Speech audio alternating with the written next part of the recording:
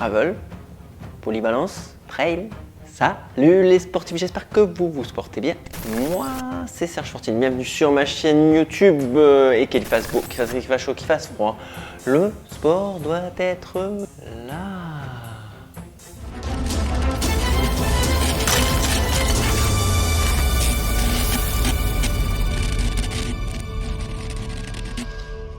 Craft Explore hybride, est-ce qu'elle porte son nom? On va voir ça immédiatement, mais avant ça, sachez que cette vidéo n'est pas sponsorisée.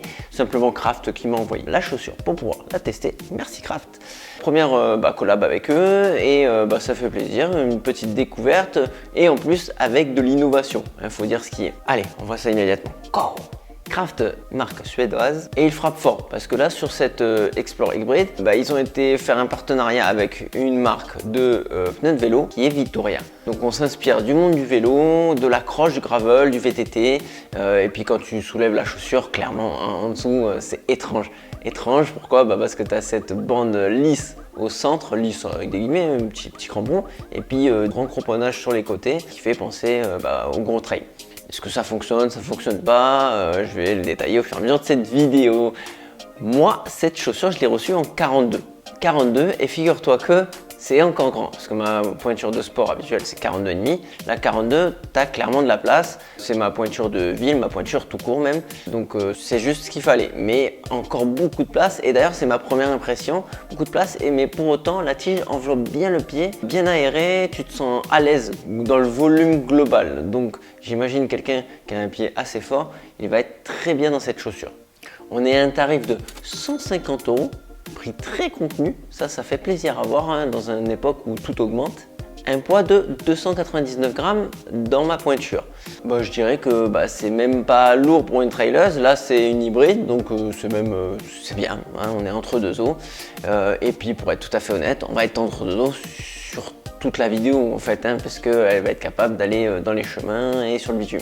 On est un drop de 6 mm, 38,5 à l'arrière, 32,5 à l'avant. Ça, c'est marqué même sur la semelle inter. C'est sympa comme annotation. Donc, belle semelle intermédiaire, bien confortable, bien présente sous le pied. Tu ne vas pas sentir les cailloux, tu ne vas pas sentir les crampons quand tu vas aller sur la route. Donc, globalement, belle réussite. Si tu es talonneur, pas de problème, il est bien présente sur toute la semelle intermédiaire, le fameux grip Vittoria, et c'est ce grip qui est vraiment très impressionnant dès que les premières foulées, littéralement tu arraches le bitume et les graviers. Le mesh, comme je disais tout à l'heure, enveloppe bien le pied, laisse quand même du volume, mais quand tu laisses du volume, il y a eu également un petit inconvénient, c'est que quand tu vas attaquer du trop technique, ça va être un petit peu lâche, ça va un peu se délester. Par contre, quand tu es sur du jogging, forêt, route, etc., c'est très confortable. Donc très intéressant. La languette est semi-emprise, très jolie, très aérée, également du mesh. Lacet par-dessus est complètement plat et classique, donc double nœud obligatoire. Comme je disais tout à l'heure, la semelle intermédiaire est très épaisse, c'est du PX Foam, mais c'est pas pour autant, elle est quand même réactive. C'est un petit peu ce qui se passe chez tout le monde, dans toutes les marques. Il faut dire ce qu'il y a actuellement, c'est qu'on est capable de faire beaucoup de confort. Là, c'est le choix qu'a fait Craft, énormément de confort, mais pour autant, il y a une petite dynamique réellement présente.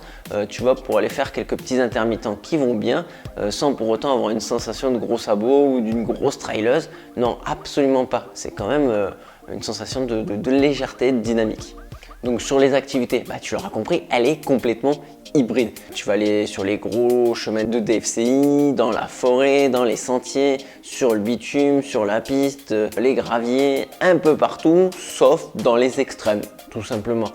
On va pas aller dans le sable, on va pas aller dans le gros pierrier, dans le gros minéral du trailer de ouf de montagne.